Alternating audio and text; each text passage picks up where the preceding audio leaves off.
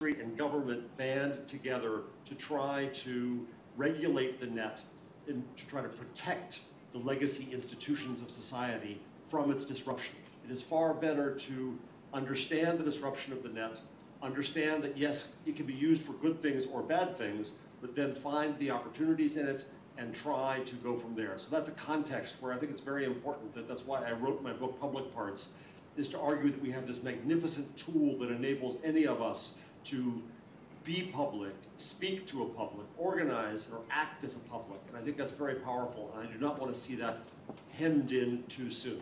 That leads to the second point, which is that I think we're going to see that we are simply going to have more and more speech.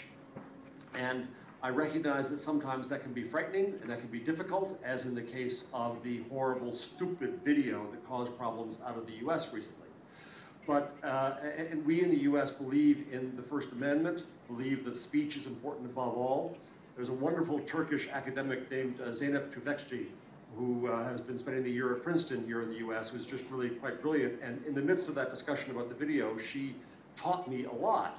And one, she said, is that we in the US, of course, have to understand that our culture is different, and that in other cultures where speech is often regulated, if bad speech comes out unregulated, it's presumed to have been approved, which was not the case in the US. We all thought the video was awful. And so there's cultural differences clearly that come along. But the internet itself, I would argue, is architected like our First Amendment in the US. It is architected to allow anyone to speak to anyone, and it is architected to get around any blockades and regulation. That is the nature of the net. It's a nature that I celebrate because I celebrate speech, and we're going to have more and more of it. And of course, there's the bad side of all this new speech and things like that stupid video, but there's the magnificent side of this new speech and things like the Arab Spring, where, important to say, this was not a Twitter revolution, it was not a Facebook revolution, it was a revolution of brave people. But they used these tools of Twitter and Google and Facebook and YouTube to communicate with each other, creating a flow of information that occurred without media, without mediators. Now, we as journalists then have to look at this and say, what do? We used to tell the entire story. All the information came from us. But in this new world, you do what you do best and link to the rest. You see what's going on, and if we can have the platforms that enable a flow of technology without us, that's wonderful. We as journalists then need to figure out how to add value to that. And I recommend looking at the story of a tweeter named Andy Carvin, who has a book coming out from my university in December called Distant Witness. And we'll talk about how he added value to that flow of information by figuring out who was there and reliable in these countries. That's nodes and networks of people. By verifying things, debunking false reports, adding context, getting people to help. That's the new relationship that we should have in media and journalism with the public. And that leads to my third point. I think that we in media have to understand that we may not be in the content business anymore. We may instead be in the relationship business. I went to a conference here in New York yesterday where I heard big old media people talking about how they have to protect the value of their product. And they do, because that's their old business model. But I pointed out to them that Google and Facebook have a different view of this. Yes, they see content as valuable, but they extract that value in a very different way. And that is in building relationships with people, learning about people, using them as, I would say, signal generators. My Android phone, which I like very much, by the way, and I'll go full board, and my Nexus 7 are signal, and buying the new ones too, I'm pathetic. Seems so connected, Jeff. Yeah. And I actually have switched, this is not I used to use an iPhone, I've now switched. So this is a signal generator for Google, obviously, right? It tells Google where you are, what you want, who you know, what you're looking for, and so on, so that Google or Facebook or Twitter or other companies that work this way can try to serve you better, serve you relevance.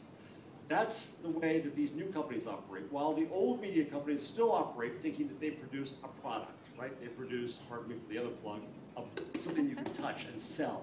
And I'll happily sell you this. But that model of copyright, of protecting ownership, I think is an old model that we have to rethink. And we in media have rebuilt ourselves around creating relationships with people, learning about them, serving them better as a result, and we're not built that way. So I'll go to the fourth, which then this leads to issues of privacy, of course.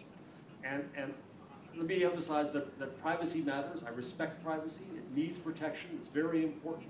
But again, I also see this magnificent benefit we have with the net to be public. That suddenly anyone can talk to the world now. Anyone can find anyone else. Anyone can organize with other people, can act with other people.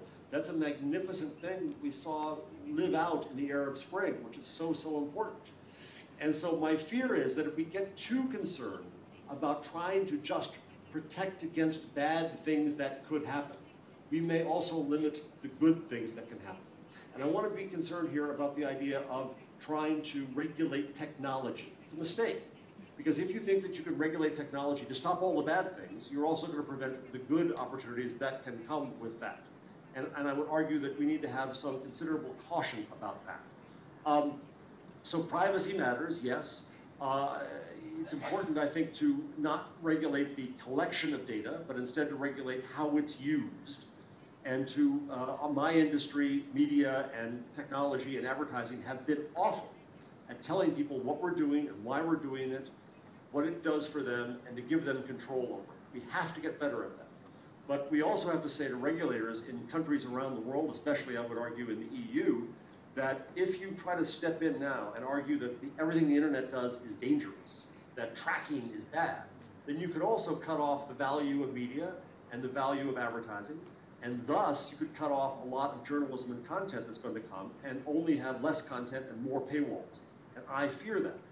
So privacy matters, it needs protection. I think it's very well protected, but I also want to protect publicness. I want to protect this magnificent tool we have to be able to do what we want to with it. And so I argue that we have to talk about principles of the public society and openness and transparency. So we've got to recognize that we have a right to connect, we have a right to speak, we have a right to assemble and act. We have to recognize that all bits, pardon me, my lady here in my office thinks that I've died, so I have to stand up. Well, it doesn't work, so I'll go without lights. Every 5 minutes, it checks to make sure I'm still here and it thinks I've died, if you can see me. So we have, every bit is created equal, and if any bit is stopped along the way to someone else, then no bit can be presumed to be free. So that's the essence of net neutrality. All bits are created equal. And if one bit cannot get from one end of the internet to the other because a company or a government detoured it or stopped it, either to censor or to create favorable business climates, then no bits can be presumed to be free, and the internet is not free. The internet must be distributed and open.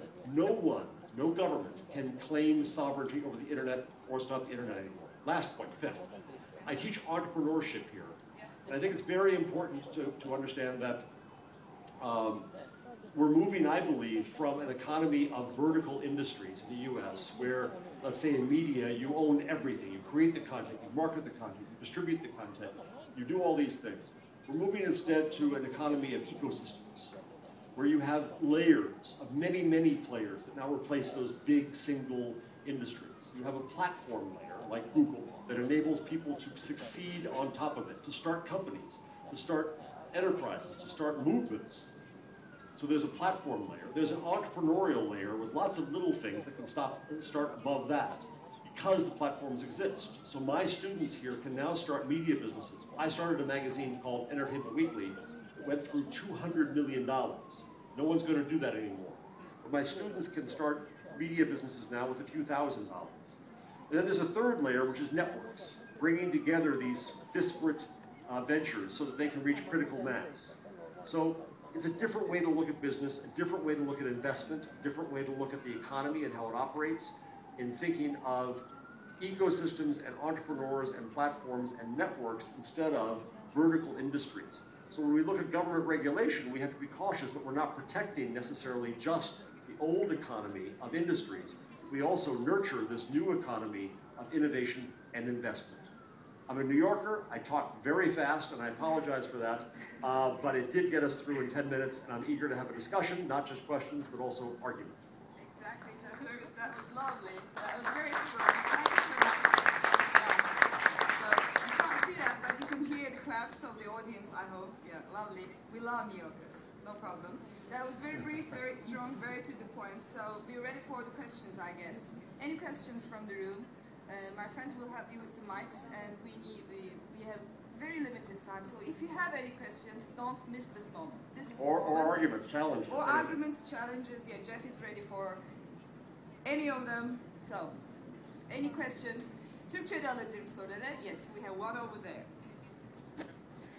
I was listening to you and I was thinking about it. Are there any good things that the technology and internet is destroying, right?